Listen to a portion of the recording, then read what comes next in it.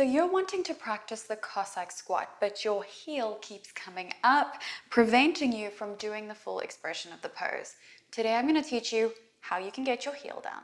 One of the main problems here is that most people only work on their hip flexibility, but they don't take the time to work on their foot flexibility, ankle flexibility and mobility, and the posterior chain release that needs to happen in order to bring your heel down with ease. And if you guys watch my videos a lot, you know I talk about this. We're always doing things like forward fold and low lunge and those kind of poses, but we're not working on the other bits that are key components to being flexible.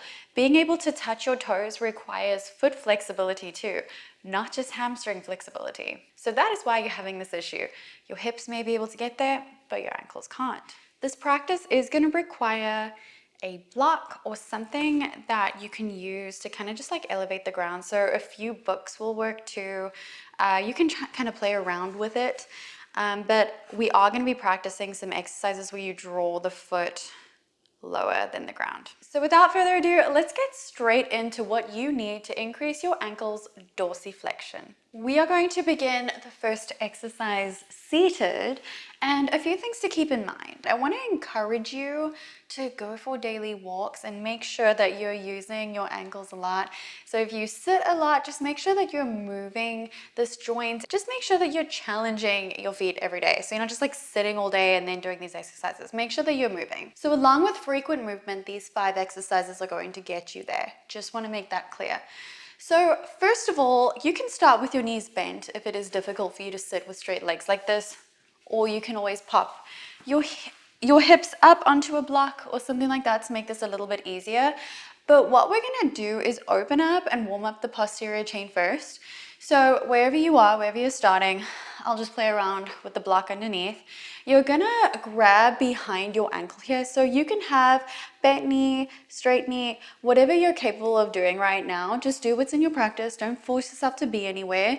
We're really trying to focus on the ankle right now. But if you can straighten that leg, then we can get deeper into the posterior chain. Like I said though, don't force it. Wait till you feel the stretch and then that's it. Now you're going to flex the toes as much as you can towards your face and then point them. So flex and point,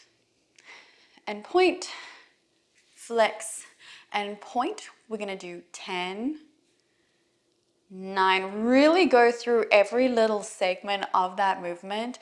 So you're like peeling your toes towards your face and then pointing them back down, really making sure that you're getting into those nerves and nerve flossing here and just inviting that movement into the posterior chain. So important.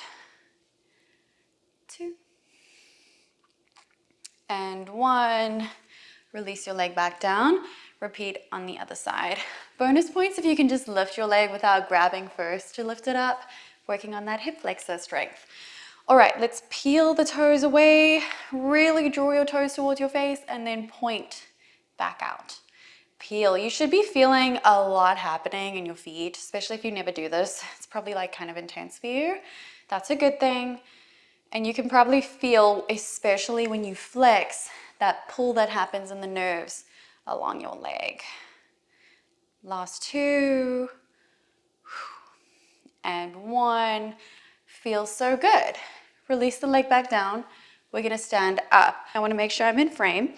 So I do recommend that you hold onto a wall or something just for stability. You can practice balancing without that, but you can also just like play around with it because balance is very, very important. I'll do this foot first so you can see. So this is going to be sort of like a foot alternation, kind of like when you're doing releves on the spot, which I recommend that too, of course. But this is really going to increase the dorsiflexion here. So basically bringing the top of your foot closer to your leg. So I want you to stand up on your tippy toes on the supporting leg, and then you're going to bend that supporting leg to really bring your heel down, and you're gonna keep your leg as straight as you can. Never lock your knees or anything. I want you to draw the heel down until you feel a stretch in that calf. So I feel it really, really intense now. And then you're gonna lift this foot back up and come into a lifted position. So it's just your toes on there.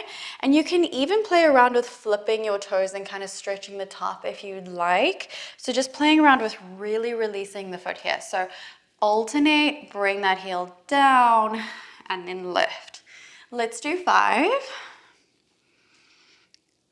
4. This is going to drastically release your ankle in a very, very short amount of time, especially if you're doing this 3 times a day. So start with 5 and then work your way up to 10. Let's just do the other side. And it also just like feels so good. 4. Oof, this one's tighter than the other. You can even bounce around on the spot. 3. Feel free to kind of make it your own if you want to stretch the top of your foot. Really just showing you these exercises. Last 2. And 1. All right, pick up your block and then bring your block to your mat. Bring your feet as wide as your mat and point it out at a 45-degree angle. You can bend your knees as you bend over.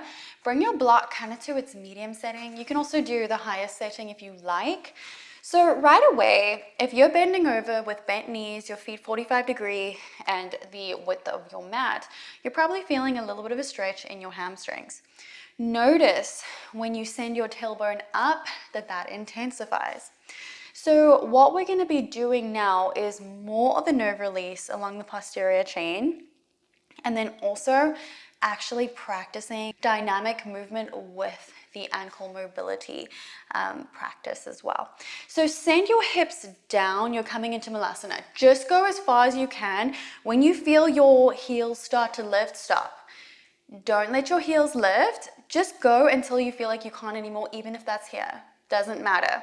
So if you're all the way at the top and all you can do is bend over slightly, that is totally fine. So you're gonna lift up, send your tailbone up, and then bend until you can't anymore. So you're gonna lift up, send your tailbone up, and then when you bend, just go until you feel like you need to lift up your ankles. So that may be all the way down here, that may not be. This is how you work your way up there. So lift and arch, fold forward, and then bend into your knees. Lift up and fold, and then bend. Notice how we're working on that knee mobility, the ankle, and this is the same position you're gonna need for that Cossack squat, but we're doing it with both legs. So let's do 2, start with 5, and then work your way up to 10, and 1. Beautiful job. All right, now we're gonna play a little bit more with lunging into one leg. And when you're incorporating balance into a mobility movement, that really expedites the process too, because it creates safeness in the body, and your nervous system needs to know that your body is strong enough to handle certain movements. So it's really not going to allow you to break through your barriers unless you are balancing and practicing strengthening exercises with that mobility movement. So you can stay on your mat. I just want to make sure that you can see me in my entirety and not have my head chopped off.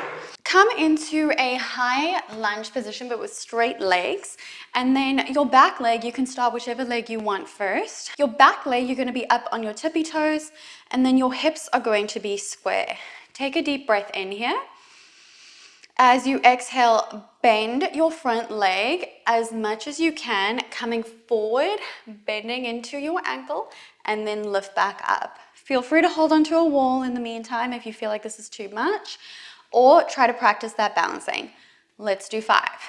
Inhale, exhale, bend as much as you can, and lift. 4, and lift. 3, lift. Last 2, and 1. Lift up and switch. So your opposite leg is going in front leg going back, lift up on the tippy toes, square hips, inhale, exhale, bend into that front leg. So you may feel more tightness in this hip flexor than the other, or vice versa, totally normal. Just play around with it. Bend and lean forward and lift. Bend and stretch. 3 more and bend, lift, bend, and lift. Beautiful job. Now, come to your mat. Again, feet 45-degree angle out. They're a little wider this time. You can utilize your block here. Now we're going to go into actual training for the Skandasana or Cossack squat. If you're not a yogi, I always get that confused, but more people understand the word Cossack squat. So you can also use 2 blocks here. I just like to use one, totally up to you. You could have 2 here if you wanted to. All right, so 45-degree angle, shuffle as needed. If you need to adjust while we're doing it, totally fine. You're bending over. You can have bent knees, kind of like what we were doing earlier. Now, we're gonna practice the actual Cossack squat while we're leaning forward. So, bend into your right knee and then lift up. Bend into your left and lift. Right and left, right and left. We're going to slowly increase. Increase, increase, increase until you feel like you can't go any further in your ankle, and then lift. Increase and lift. Increase and lift. Let's do 2 more like that and try to go a little further. And 1. Okay, we're going to increase this progression now. So bend into your knee as much as you can, and then you can slide that opposite leg out. Let's practice actually going into this Cossack squat. You're probably feeling a lot of burning here because it's working those muscles. So let's just go as far as you can until you feel like you have to lift your heel and then switch. So you can just move your block, go as far as you can. If you can go kind of to a point where you can lift the opposite leg and then point the toes up towards the ceiling, that's ideal. So just practicing bending and then lifting those toes on the opposite foot.